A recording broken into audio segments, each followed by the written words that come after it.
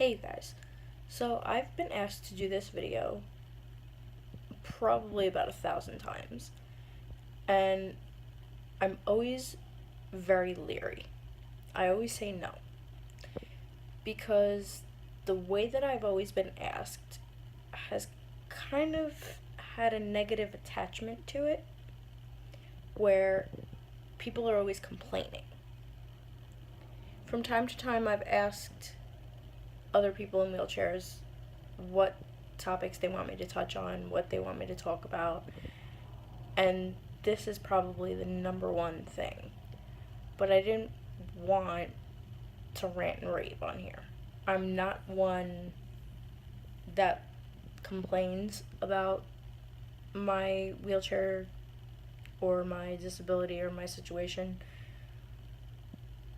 much at all. But I just thought about it in a different perspective. Why don't I be the voice for somebody who's too afraid to speak up? Because while I'm not really one to complain, I'm one to fight for what's right. I'm one to speak up when something is wrong. Going around in my wheelchair, especially in places like New York City, I noticed that there's not a lot of accessibility depending on the area that you're in. And for those of you who have been following me for a while, those of you who know me in person or through some social media, know that in 1999, I went to Nassau Coliseum to a Backstreet Boys concert. And the handicapped seating was on the second level, and there was no railing. The railing that there was literally like 5 inches above the seats in front of me, which were below my footrests because it was like kind of like theater seating once you get up to the second level and the third level and above. So it was unsafe, and it was my first time there. You know, it was not my first concert, but it was my first concert on the second level. We had never even assumed that it would be a problem, but it was. And we went to the general manager. He threw the tickets in my lap. He said, "I have the best seats in the house. I don't like them, leave." So I was upset. I was a 14-year-old girl leaving a Backstreet Boys concert because I wasn't allowed to be safe and to see. Fast forward a couple of years later, the general manager was fired. I got front row backstage to a Backstreet Boys concert, so I win. But years later, I went back, looked in the section that I was in where there was a wall built after I had left that concert, and the wall was no longer there. Come to find out, which is the point of this video, that in the Americans with Disabilities Act, there is a pre-existing building clause, which states that if a building, and I'm paraphrasing here, but if a building is built before a certain year, I don't know the year offhand, they do not have to be up to the current disabilities code, meaning they do not have to equip their building up to the standards that newer buildings are supposed to be designed. Now, again, this is, I think, the second time this week that I have referenced my video on universal design. I think everything should be handicap accessible, wheelchair accessible for every single person. It shouldn't be, oh, this building is wheelchair accessible. It should be, okay, well, everybody, no matter what way you're getting into this building, you can get in, you can be safe, you can do whatever you want, whatever you're supposed to do when you get here. Simple, right? But that's not the case. And I'm all about fighting the system, but I didn't want to do it from a place of anger. I never wanted to do it from a place of fighting. I'm from New York. I'll rant and rave all I want until I get what I want. But because it's such common sense, I've always felt like I don't have to. But maybe I do. Maybe I'm the voice that's needed to fix the system, to fight for what's right.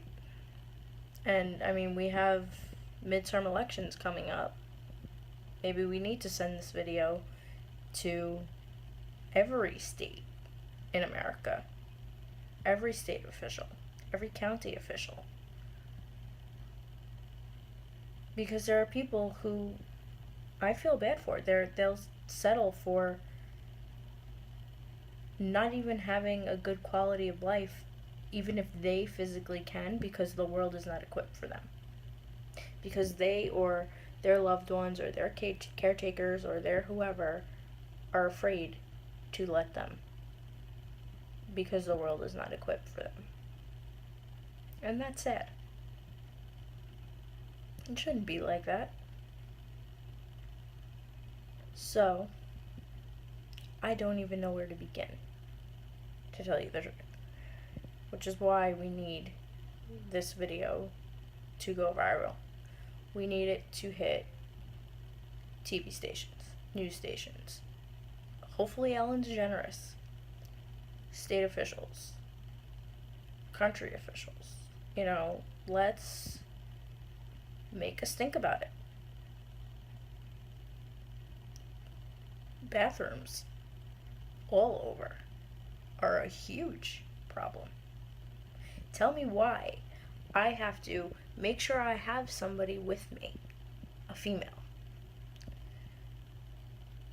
to check out the bathroom with me, and God forbid, which it happens a lot, stay in the bathroom with me to make sure nobody comes in, because I can't close the door, because I need my chair in the stall as much as it can possibly get in, even though the door's not wide enough and the stall isn't big enough to fit it.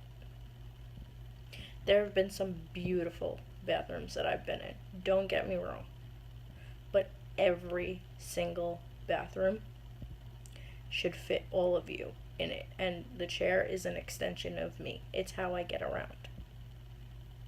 Yeah, I like to mentally separate myself from the chair, but when I'm going somewhere, how do you expect me to get from A to B?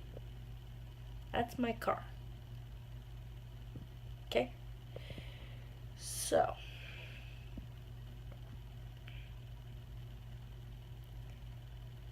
I think we need to do something. We have to make noise. And I don't want this to turn into a rally or a protest. We're gonna be nice. But if there are places that are not accessible, that needs to change. And we need to start complimenting and highlighting the places that are. I know it's patronizing. I know that they shouldn't be thanked or patted on the back for doing what should be done, but because so many places aren't, I think that's a good, positive way to start. To highlight the places and get the business flowing to the places that are accessible for everybody. Because that's where it hurts. It hurts in the pockets. So don't just protest the places that aren't and don't go. Go to the places that are equipped for you and highlight them. But nudge and suggest highly to the places that aren't that they better get into shape. And let me tell you right now, the Americans with Disabilities Act, I know people who praise them. I know people who work very close with them. My experience, they're selective in what they do. They don't always look into everything as closely as they should. If they did, every place would be accessible. It's accessible according to certain numbers that have way surpassed the times. They're long gone. And it needs to be updated. It's not like the Bible that changes with the times. This is like, it thinks something needs to change. And I think that it's best for those of us in wheelchairs or walkers or what have you to put our heads together and do this, because a lot of the people that are in charge of this have no freaking clue. They don't know what they're doing. They haven't wheeled a step in our shoes. So get somebody in a wheelchair. There should be 50 of us from each state going around. Hell, I'll go to all 50 states if you want me to. You pay my way, I'll do it. And we'll just handicap equip every damn thing that needs to be equipped.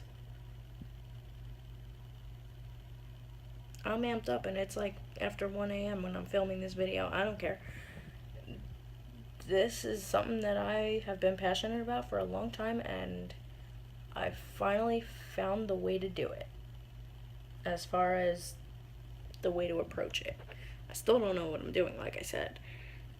We need the help of the elected officials, of the places that want the help, but maybe they don't have the funding,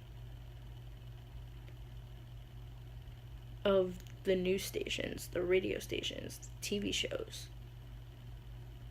We need this is something that isn't even just a disabilities issue. This is just everything should be accessible for everybody. Period. End of story. So I really, really hope that you support this video. Like it if you resonate with what I'm saying. Please share it to your pages, to your family, to your friends, to somebody that knows somebody in a wheelchair, or somebody that knows somebody that could spread this message. And let's make this world universally designed.